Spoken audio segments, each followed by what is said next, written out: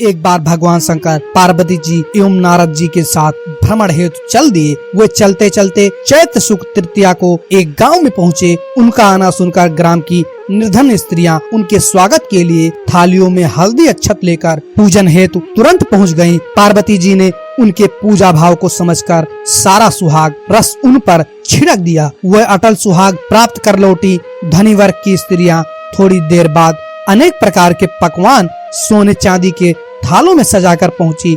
इन स्त्रियों को देखकर भगवान शंकर ने पार्वती से कहा, तुमने सारा सुहाग रस तो निर्धन वर्ग की स्त्रियों को ही दे दिया है, अब इन्हें क्या दोगी?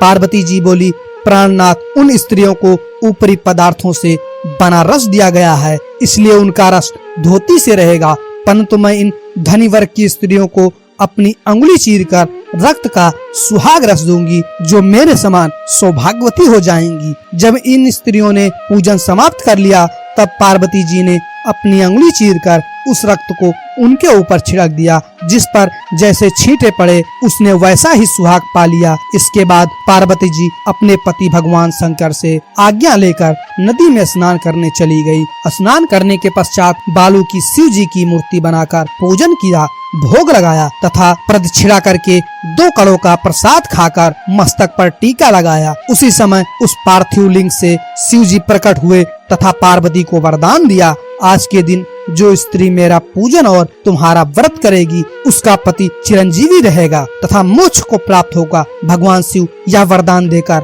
अंतर्ध्यान हो गए। इतना सब करते करते पार्वती जी को काफी समय लग गया। पार्वती जी नदी के तट से चलकर उस स्थान पर आई जहाँ पर भगवान शंकर व नारद जी को छोड़कर गई थी। शिव जी ने विलम्ब से आने का कारण पूछा तो इस पर पार्वती जी बोली, मेरे भाई भावज नदी किनारे मिल गए थे, उन्होंने मुझसे दूध भात खाने तथा ठहरने का आग्रह किया, इसी कारण से आने में देर हो गई। ऐसा जानकर अंतर्यामी भगवान शंकर भी दूध भात खाने के लालच में नदी के तट की ओर चल दिए। पार्वती जी ने मौन भाव से भगवान शिव का ही ध्यान करके प्रार्थना की, भगवान आप अपनी इस अन्य दासी की लाज रखिए। प्रार्थना करती हुई पार्वती जी उनके पीछे पीछे चलने लगी। उन्हें दूर नदी तट पर माया का महल दिखाई दिया। वह महल के अंदर शिव जी के साले तथा सहलज ने शिव पार्वती का स्वागत किया। वह 2 दिन वहाँ रहे। तीसरे दिन पार्वती जी ने शिव जी से चलने के लिए कहा तो भगवान शिव चलने को तैयार न हुए। तब पार्वती जी रूठ कर अकेली ही चल दी।